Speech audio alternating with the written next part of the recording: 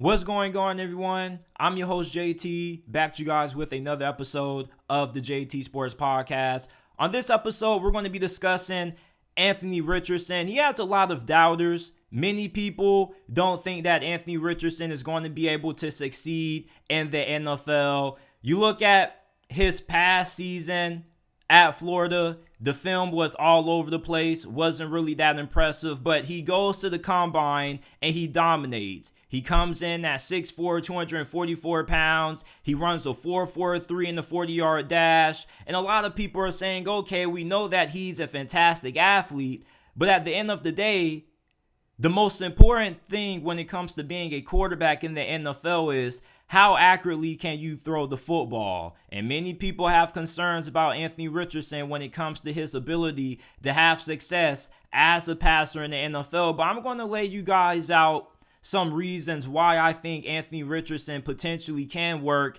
at the next level. We also going to be discussing potential trade destinations for both Jalen Ramsey and DeAndre Hopkins. Both of those two guys have been in trade rumors for over the last couple of days. So we're going to be trying to figure out what will be the best potential destinations for those two guys to land. Before we get into it, if you haven't already, make sure that you like and subscribe to the channel. We upload NFL and college football content daily. And if you are somebody who lives, eats, breathes, and sleeps football like I do, this is the right place for you. We talk football 24/7 every single day of the year. Make sure that you go ahead, subscribe, and check out the JT Sports Podcast. Every video and episode of the podcast that's uploaded on the channel is available in audio format on all podcasting platforms. Apple, Google, Amazon, Spotify, wherever you get your podcast from, you can find the JT Sports Podcast. If you enjoyed this episode, leave us with a 5-star review. We would greatly appreciate it. Share this episode on your social media platforms with your friends, family members, and acquaintances. Antthony Richardson has a lot of doubters. So he goes to the combine. He comes in at 6'4", 244 pounds. He runs a 4.43 in the 40-yard dash. He crushes the broad and vertical jump, and everybody goes, this guy is incredible. And then people start to say, but what about the film? And you go and you watch his last season at Florida, and his tape is all over the place. On one hand, you see a guy who has all the physical traits to be one of the best quarterbacks in the NFL. Live arm, freak athleticism, hard to bring down in the open field. If you go back and you watch that game against Utah, you would think that this guy is a superstar. And then you start to see a lot of the negatives when it comes to AR's game. He has spotty accuracy. His mechanics need a lot of improvement, and he struggles to read coverages. Now, when you look at quarterbacks who get drafted in the first round of the draft, normally it's for two reasons. Either one, they're pro ready and ready to come in and start from day one like Joe Burrow, or two, there's somebody who isn't ready to start day one and they need a year or two of development. But they do have all the intangibles and the traits to be a good quarterback. Antthony Richardson falls into that second group of quarterbacks. He has a lot of upside. However, he's a boom or bust prospect because you don't know if he's going to be able to reach that potential in the NFL. You see, we use Josh Allen as an example of guys who weren't really all that great in college and had a lot to work on going into the NFL. And then Josh Allen gets Brian Daboll. He ends up becoming one of the best QBs in the game. But at the same time, for every Josh Allen, you have a Jamarcus Russell and a Zach Wilson. Guys who have incredible arm strength, good athleticism, but struggle to put it all together at the next level. When it comes to Antthony Richardson, if you're a doubter or a critic, you have every right to question Antthony Richardson and his ability to succeed as a quarterback in the NFL. But at the same time, though, I don't think enough people are talking about what happens if Antthony Richardson puts it all together. If Antthony Richardson improves his accuracy and his footwork, this guy without a doubt is probably going to end up being one of the top 3 quarterbacks in the game. And for that to happen, he has to go to the right situation. You see, how successful a quarterback isn't all on him. It's also about the situation that he gets drafted to. Is he going to an organization that has a stable front office? Is he going to go to a team that's going to be committed to building around him? Is he going to go to a head coach or offensive coordinator that's going to put him in the proper offense to succeed? These are the things that are going to determine how successful Antthony Richardson is going to be in the National Football League. If he goes to the Seattle Seahawks where he doesn't have to start day one and he can learn from Geno Smith for a year or two, that's going to increase his chances at being successful. Last season was pretty much his first year starting full-time at quarterback for the Gators. So he still has a lot of room to grow as a quarterback. And yeah, you would have loved if he would have came back for another year and then he would have 2 years of college experience under his belt, which would make the transition to the NFL much smoother. But with every quarterback that has this kind of athleticism, it seems like there are always going to be questions about their ability to throw the football at the next level. You see, people had these similar concerns about Lamar Jackson and Jalen Hurts when they were coming out as prospects. And although Hurts and Jackson are way better prospects coming out than what Antthony Richardson is right now, there were people who were saying that Lamar Jackson should change to receiver or running back when he was coming into the draft. There are people that said, yeah, Jalen Hurts is a good runner, but is he going to be able to have success throwing the ball in the NFL?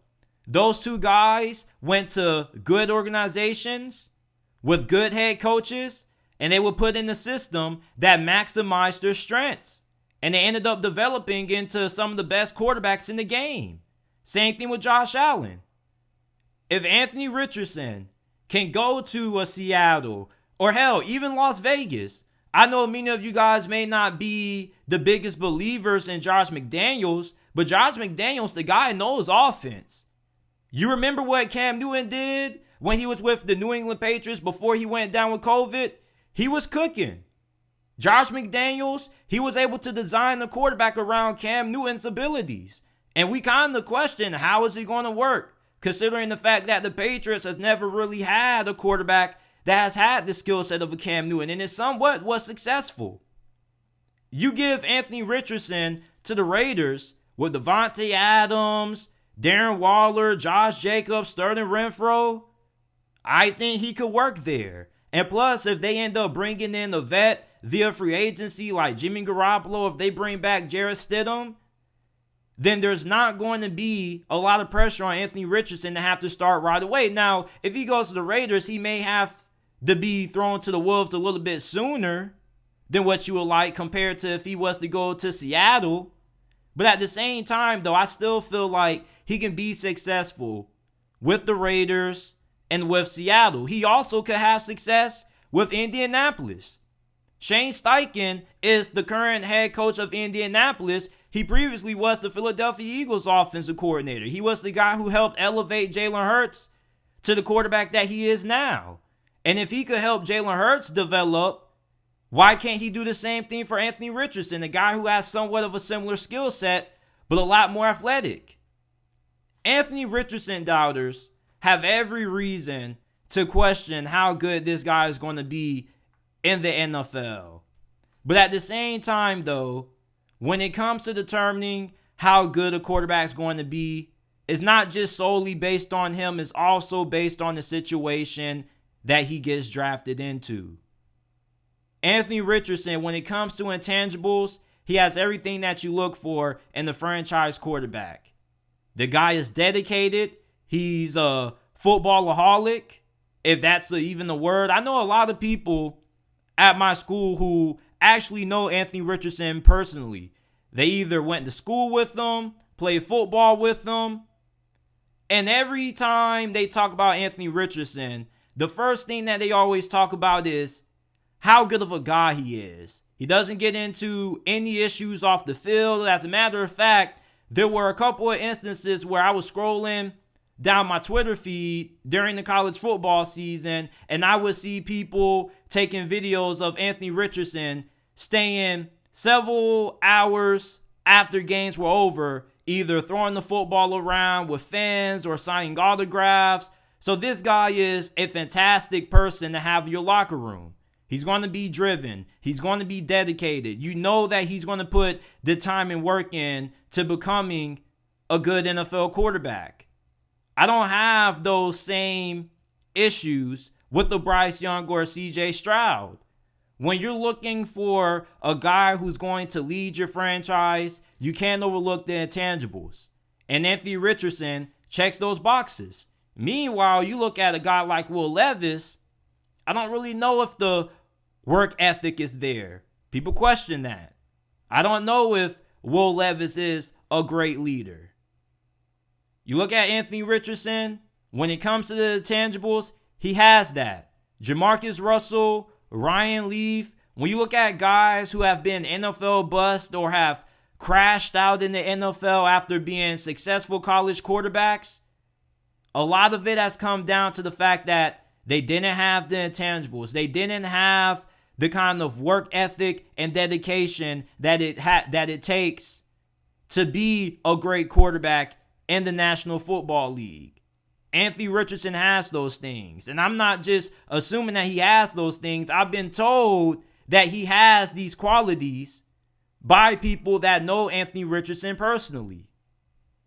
Listen, I'm not saying that Antthony Richardson is going to be successful, but I am saying that if he goes to the right situation with the right team, this guy can really cook. And truthfully, if you were to ask me right now, JT, just give us a prediction. Do you think Antthony Richardson is going to be a bust or not? I would tell you no. I actually confidently believe that Antthony Richardson is going to be a great quarterback at the next level. Accuracy, footwork, the ability to read coverages, all that can be improved with coaching. It's just the question is Antthony Richardson going to receive the proper coaching that can help him put it all together and help him blossom into one of the best quarterbacks in the NFL? Patrick Mahomes coming out of Texas Tech, he was somebody who was viewed as a boom or bust player. He goes to Kansas City, sits behind Alex Smith for 1 year, and then they trade away Alex Smith. Patrick Mahomes ends up becoming one of the greatest quarterbacks in the history of this game. Same thing with Deshaun Watson. Same thing with countless other quarterbacks. Nobody comes into the NFL a completely polished product. Everybody kind of goes through a little bit of a transitional period when they first get into the league. It's all about patience, where you go to, and at the same time, does that quarterback that you drafted in the first round have the intangibles that it takes to be successful in the National Football League? There's been a lot of trade speculation surrounding Jalen Ramsey. The Los Angeles Rams are looking to free up some cap room. They recently released star linebacker Bobby Wagner despite being one of the best linebackers in the game last season. And they could potentially look to move on from Jalen Ramsey to free up some more cap room along with acquiring some draft capital in exchange for his services. Jalen Ramsey, he currently is 28 years old right now. Some of you guys may feel like his play has slightly fallen off, but I still believe that he's arguably the best cornerback in the game. And even if you push back against that, I think that we can all agree that he still is top 5 at his position. So if the Rams truly are looking to move on from Jalen Ramsey, what are the best trade destinations for him? He has a cap hit this year of $25.2 million. In 2024, he'll have a cap hit of $26.7 million. I think if you are the Las Vegas Raiders, you should be the first team in line making phone calls to acquire Jalen Ramsey. They've been drafting cornerbacks for how many years, and they've still yet to find a half decent one? Not just cornerbacks, but defensive backs in general. Like, the last time I can remember the Raiders having a good defensive back in their secondary was Charles Woodson. And if you want to go back a little bit further, how many of you guys are going to remember this name? Nnamdi Asomugha. Nnamdi Asomugha and Charles Woodson have been the two best defensive backs that the Raiders have had on their defense for over the last decade. If you go and you get Jalen Ramsey, he is going to be the best cornerback that the Raiders have had probably in a very long time. You already have a pretty good defensive line with Max Crosby and Chandler Jones manning the edge, getting after the passer. Now all you need is a true shutdown cornerback, and that's what Jalen Ramsey can give you. And the Raiders have the money to afford his salary. They currently rank third in the NFL in available cap space.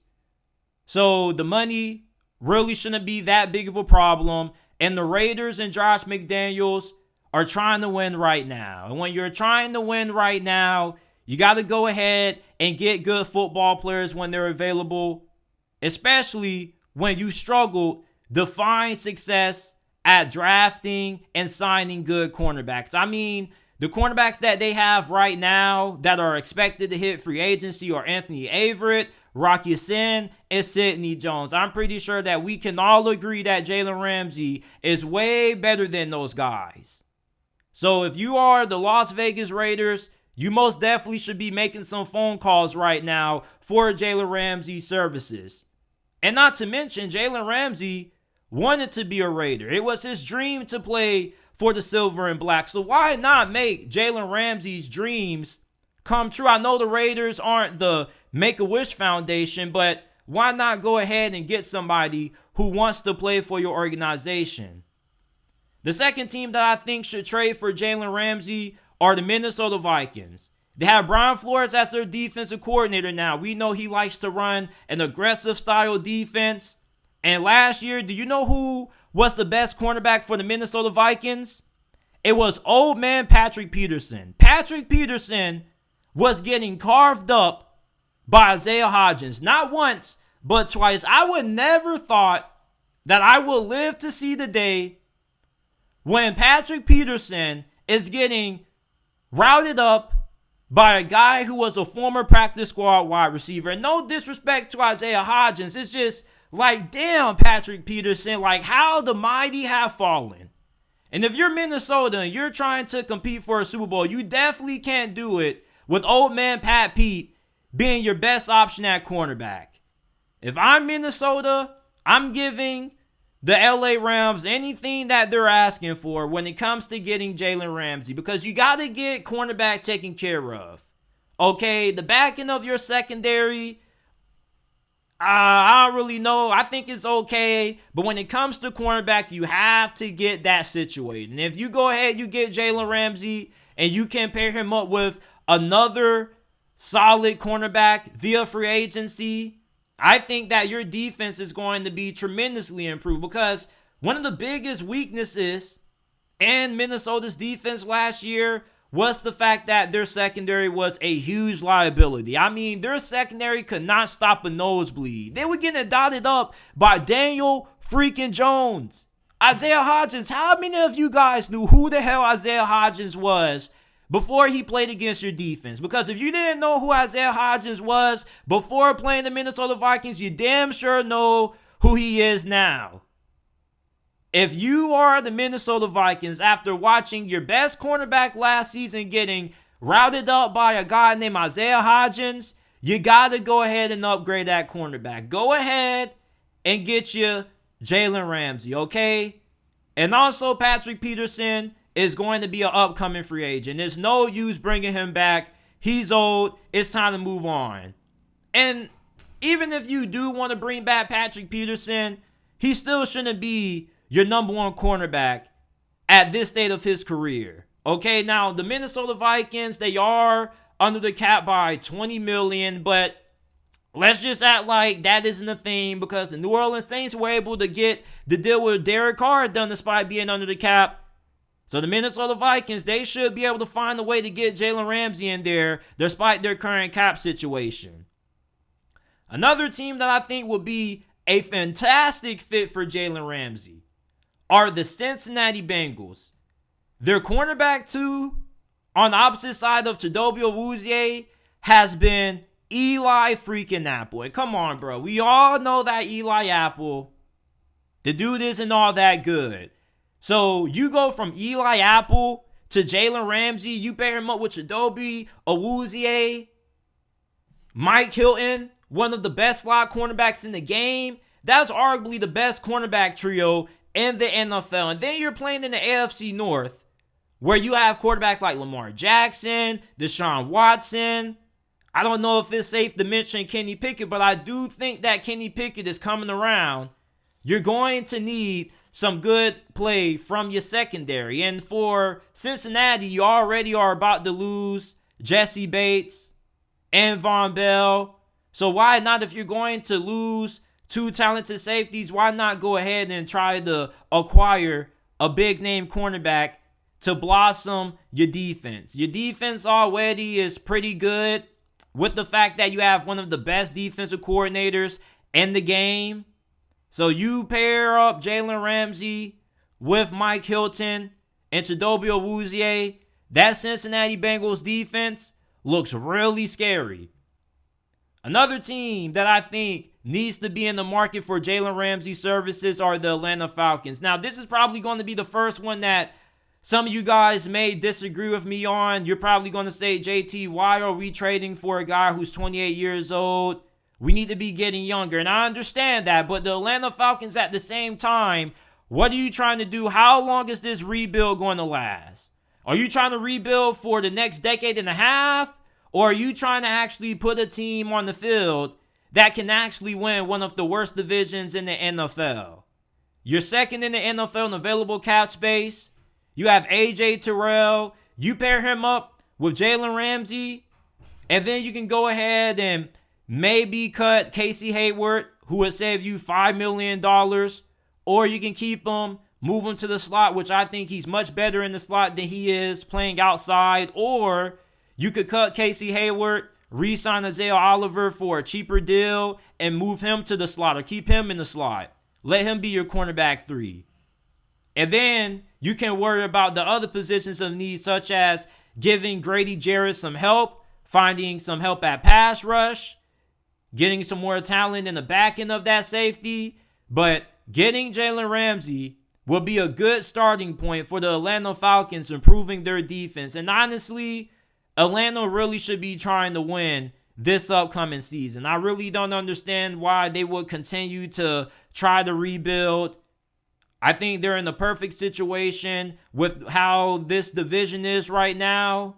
If they go ahead, they get Jalen Ramsey, I think that this defense is tremendously better compared to what it was without Jalen Ramsey. Him and A.J. Terrell would be one of the best cornerback duos in the NFL. Now, the last team that I think should trade for Jalen Ramsey are the Dallas Cowboys. Now, compared to the other teams that I mentioned, I don't think they need Jalen Ramsey's services as much as a team like the Atlanta Falcons or the Minnesota Vikings or even the Raiders. But cornerback 2 was a problem for Dallas, a huge problem for Dallas. Okay, you had Kelvin Joseph there, Anthony Brown there. It's just, you need to go ahead and find another good cornerback to pair up with Trayvon Diggs. Now, the Dallas Cowboys have some salary cap issues that they have to solve. But at the same time, Jerry Jones, if there's a good player out there, we know that he's not going to hesitate to go out there and get him. And if you pair up Jalen Ramsey with Trayvon Diggs and the fact that you have Dan Quinn as your defensive coordinator, Dallas defense is probably going to end up remaining one of the best in the NFL next season. Hell, they probably could end up taking the title away from the San Francisco 49ers next season. I mean, their defense, they are going to be losing a couple of guys to free agency, but I still think that your defense improves with the addition of Jalen Ramsey. You got Trayvon Diggs, then you're going to have Jalen Ramsey on the opposite side. plus the fact that your secondary on the back end is really good, Jalen Ramsey would make the Dallas Cowboys secondary arguably the best in the NFL. And those are the teams that I feel should trade for Jalen Ramsey and the best trade destinations for Jalen Ramsey. And while we're stuck on the topic of trade destinations, let's talk about another player that reportedly is on the trade market. The Arizona Cardinals are shopping star receiver DeAndre Hopkins. According to reports out there, all it takes is a second-round pick, and DeAndre Hopkins is yours. And I was arguing with somebody on the Bleacher Report earlier who said that DeAndre Hopkins is regressing. Like, what? DeAndre Hopkins, yes, he has not been able to stay on the field as much as you would like. But at the same time, even though he's up there in age, he's in his early 30s. When this guy is on the field and he's able to get a quarterback that can throw him the football, he's one of the best receivers in the game, okay? For the Chicago Bears, I don't care if you are trying to get younger or whatever. If DeAndre Hopkins is out there, you need to go ahead and get him. Give Justin Timothy Fields some damn receivers to throw to. I'm sick and tired of people saying that Justin Fields can't throw the effing football. Justin Fields can throw a really nice deep ball. It's just the fact that he was throwing to guys such as Equanimeous St. Brown. You were throwing to N'Keal freaking Harry. Like, come on, bruh. And then people say, well, you had Darnell Mooney and Cole Kmet. Bruh, Darnell Mooney got a season cut short. And then Cole Kmet, he didn't really start doing anything until the second half of the year, bro. Like, bro, go get you a true number one receiver, bro. Yeah, DeAndre Hopkins is up there in age, and if you're Chicago, you would like to get a younger receiver, but how long are you going to continue to allow Justin Fields to throw to bottom of the barrel wide receivers? Come on, bro. We can't sit here and question Justin Fields' legitimacy as a franchise quarterback, and we're not surrounding him with the same kind of weapons that his peers are getting. Jalen Hurts is throwing to A.J. Brown and Devontae Smith, and yet Justin Fields is throwing to N'Keal Harry and Equanimeous St. Brown. No disrespect to those guys, but come on, bruh. They gave this man Dante Pettis, Byron Pringle to throw the football to last year. Go ahead, get your DeAndre Hopkins. You have the money to pay him. You have the most available cap space in the league right now. Go ahead, get you a proven, productive wide receiver. Yes, he is up there in age, but DeAndre Hopkins is a Hall of Fame caliber player.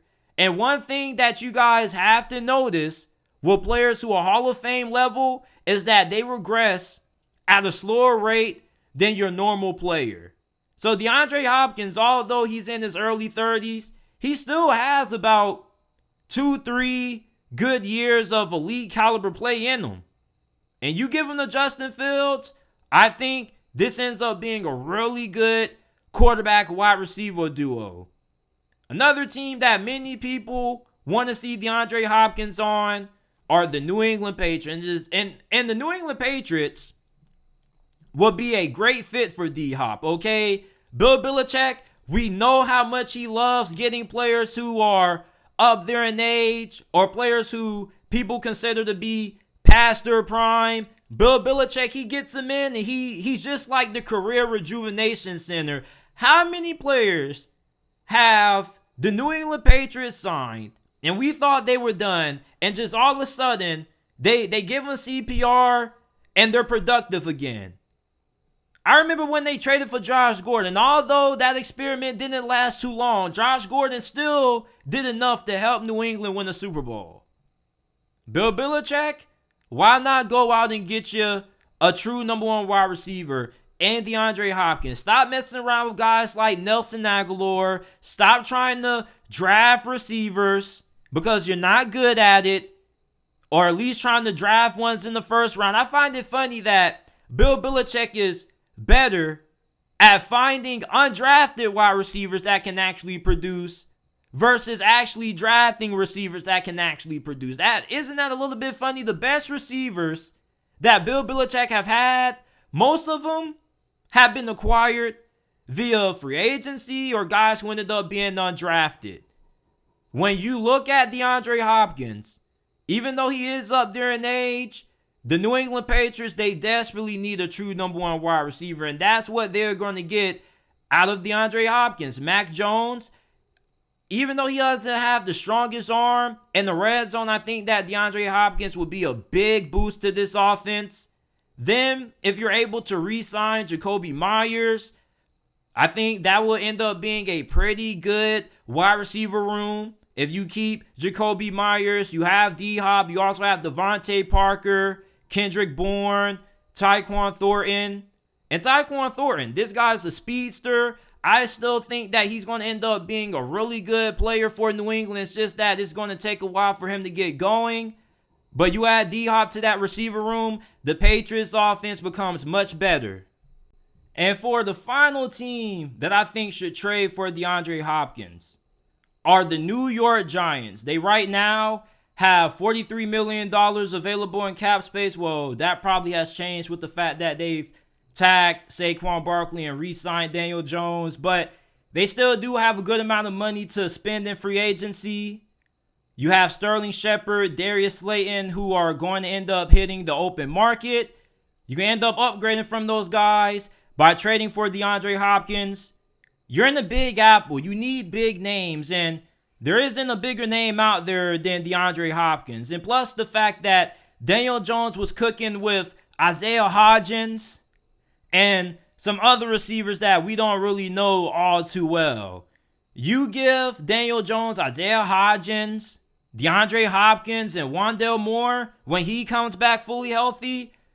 That's definitely a way better receiving core that he's going to be throwing dimes to versus the one that he was dropping dimes to last season in 2022. DeAndre Hopkins with the New York Giants, it works. Brian Dable, this guy's an offensive mastermind, okay? He's going to find ways to get DeAndre Hopkins involved. And I think that DeAndre Hopkins, Daniel Jones, and him would be a pretty good tandem. Believe it or not, I think that Daniel Jones does have a pretty good arm. And we haven't really seen him push the ball down the field all that often due to the fact that the New York Giants wide receivers weren't really all that great at creating separation off the line. DeAndre Hopkins would add a different element to this New York Giants offense that we didn't really see too much of last year, and that's the ability to push the football vertically. Now you're actually going to have a true big body deep threat who can get those contested 50-50 balls or get those jump balls in the red zone. And I did say that the New York Giants were my final team, but I also have one more team that just popped up in my head that I think would be a perfect destination for DeAndre Hopkins to get traded to, and that is the Dallas Cowboys. The Dallas Cowboys, I had them on my list for teams that should trade for Jalen Ramsey, where I think that they should also trade for DeAndre Hopkins. Like I said, all it takes is a second-round pick to get DeAndre Hopkins. I don't care if the dude is in his early 30s. The Dallas Cowboys are at a point now as a franchise where you just got to get some good football players in there, okay? Because you go to the playoffs every single year and you either win in the wild card round and you get kicked off in the divisional round, or you either get knocked out in the opening round. If you're the Dallas Cowboys, you just need to be stacking your roster with good football players, and you need another wide receiver to pair up with CeeDee Lamb. Did you not see the Tampa Bay Buccaneers game? Did you not see the 49ers game? Bro, there was one play where, who was it that Fred Warner who was guarding CeeDee Lamb? They were literally throwing the football that much to CeeDee Lamb that everybody on the 49ers defense in the Cowboys playoff loss knew where the ball was going through or going to. You got to get Dak Prescott some more playmakers. You got CeeDee Lamb and you got DeAndre Hopkins. Now all you need to do is to find a solid slot receiver, and there you go. The Cowboys offensive line is pretty set. You know the run game is going to be there. You're pretty good at tight end. All you need is another receiver to pair alongside the CeeDee Lamb. And I think that going to the Dallas Cowboys probably would be the best fit for DeAndre Hopkins. And the reason why I feel that way is because He's up there in age. So obviously, you probably don't want a guy in his early 30s being your number one wide receiver, even though he is more than capable of being able to carry the load and being your number one option. But at the same time, I think him being the second option and being paired alongside another good wide receiver would do him pretty well. CeeDee Lamb, DeAndre Hopkins, and Dallas with Dak Prescott, Mike McCarthy, I think that offense cooks. And Dallas' offense was already cooking last year, even without the fact that they didn't really have a lot of talent and depth at wide receiver. You give Jerry Jones and the Dallas Cowboys DeAndre Hopkins, and I'm pretty sure this offense continues to be one of the best in the NFL. So these are my best trade destinations for DeAndre Hopkins. You guys let me know some other teams that you think would be a really good fit for D-Hop down in the comment section down below. And this is it for this episode of the JT Sports Podcast. I appreciate you guys for tuning in. Once again, if you haven't already, make sure that you go ahead, leave a like, and subscribe to the channel. We upload NFL and college football content daily. Make sure that you check out the JT Sports Podcast, available on all podcasting platforms: Apple, Google, Spotify, Amazon, wherever you get your podcast from. You can find the JT Sports Podcast, and I will see you guys shortly with another episode.